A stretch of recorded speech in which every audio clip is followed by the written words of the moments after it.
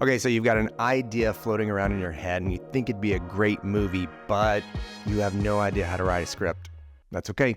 Neither did I. But along the way, I learned a lot, and I'm going to boil those strategies down to 5 steps that I followed so that you can get your idea out of your head onto paper and onto a screen. What's up, everybody? I'm Jameson Brawley. I am the face behind this channel.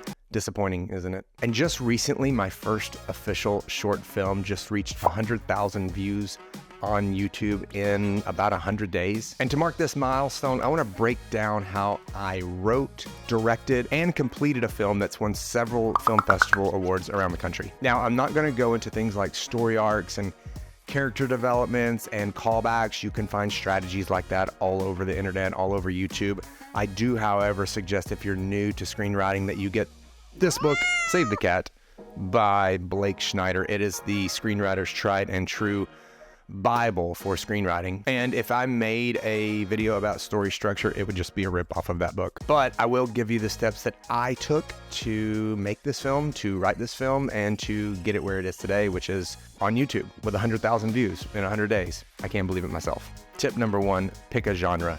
If you ask me, the easiest genre to write for is horror and thrillers. That genre has a very forgiving fan base. They just want to see something scary. And fear is one of our most primal emotions.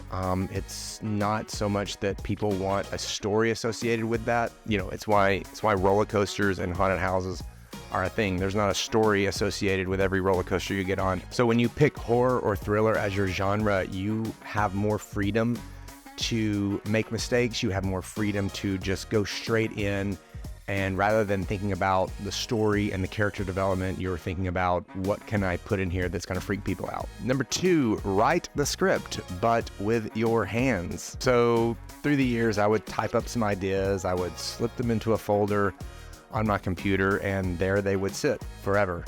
So it wasn't until a few years ago that a fellow filmmaker in town suggested that I script out these little ideas I had.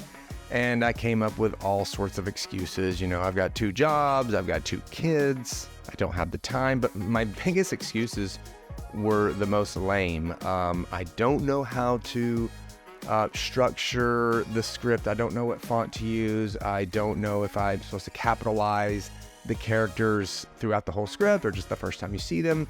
I don't know the spacing. And she was just like, don't worry about the rules. Don't worry about any of that.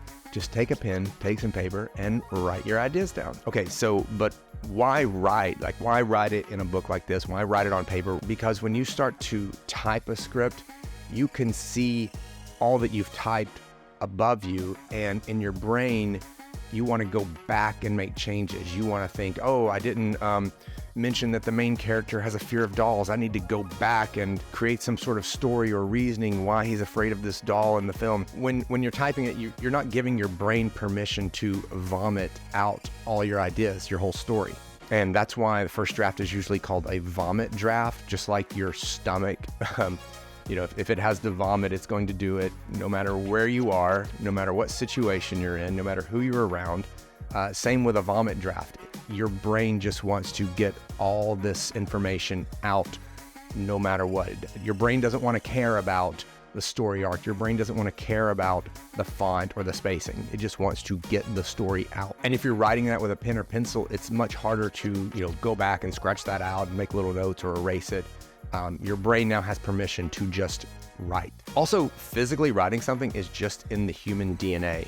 You know, it's how all the great ideas and stories and philosophies have been etched since the beginning of time. What humans have done forever, pushing buttons to get your thoughts out is a relatively new thing to the human DNA, to the human mind. And once I started writing with a pen on paper, it was almost like magic. It was actually shocking at how quickly all my ideas just started to pour out. It was like there was some sort of magical connection between my brain and my hand that's lost when you separate that from your brain with a keyboard and a mouse and then a computer and then a monitor. So I would strongly encourage you, your first time writing, get some paper, get a pen, and just write it out. Okay, third step, once your script is all on paper, now it's time to get your keyboard out and start typing it. And I can't tell you what a blessing the website writersduet.com has been. There are tons of websites and applications out there for script writing, but I just kind of landed on Writer's Duet and I got hooked on it. It does all the formatting, makes suggestions, even tells you when things aren't used that much, kind of like camera directions. And so even though it has an option for that, it'll give you like this little note saying, this isn't used that much. Are you sure you want to use it? And I'll put a link to Writer's Duet in the description below. But even if you don't want to use one of these script writing programs or websites, you can just open up a Word document, a Google Doc, and just type how you think it should be formatted, because the only reason you have to worry about formatting scripts is if you're going to be submitting them to, script writing festivals, or if you're going to sell your script. At this point, you're probably not going to do either of those things. So don't worry about it. My guess is that if you're writing your first script, you plan on taking a very large role in making the film. So in a way, the script is just for you, for your director of photography and the actors. And you can just learn the rules later, which brings me to my fourth step is don't worry about the rules. And like I said in step 3, my guess is you're probably going to be making this film that you're writing a script for. So the script is just for you, it's just for your crew, it's just for your actors. So even though camera instructions aren't supposed to be in a script, do it anyway because your DP is going to appreciate that. Another rule you're allowed to break is character description. Technically, you're supposed to make those very short. If you're making this film and you're going to be sharing the script with potential actors, go ahead and make that character description really long and detailed. Your actors are going to appreciate that. Another rule you can break at this stage in writing is action. Action paragraphs should be maybe 3 or 4 lines long, no more. I know for Hit on the Head, I had probably one that was about 15 lines long, which I suppose I could have broken up into, 4 or 5 different paragraphs. But again, break that rule. Make the script with the intention that you are going to be making this film, and that will give you a lot more freedom. And everyone on your cast and crew is going to understand more about what you want to see on the screen. Okay, step number 5, it's usually the hardest, and that is take criticism and critiques. Share your script with friends, share your script with family, share your script with people who have made short films in the past that you may know. And please take their advice. Don't be bullheaded. Just humble yourself a little bit. Understand that they are looking at your script from an audience's point of view, not the director, not the writer's point of view, not the DP's point of view. And at the end of the day, you are making a film for an audience. You are making a film for other people. And don't think that your final script is going to be followed to the letter. I know with Hit on the Head, our final scene I had written just the way I wanted it. And it was 3 a.m. in the middle of the parking lot. It was cold. It was January.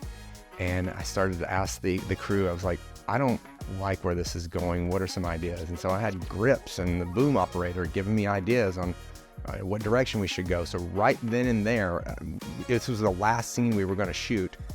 We changed the script right there in the parking lot in 20-degree weather. So be open to that. Scripts can change the day of a shoot, and that's okay. So once you have your script on paper or typed up, and you've gathered your cast and crew and you've implemented some of these critiques, you're ready to gather a team and make a movie. So what about you? Do you have some ideas hiding in the crevices or crevi? What's the plural of crevices? Of your brain? Get a pen, get some paper, and just get them out. So if you're not new to script writing, let me know in the comments what piece of advice you would give someone who is new to this world of writing. Okay, thanks to everyone for watching this first video of me in front of the camera. If you liked it, give it a thumbs up, subscribe, comment, and stay tuned because we've got a few more films coming up.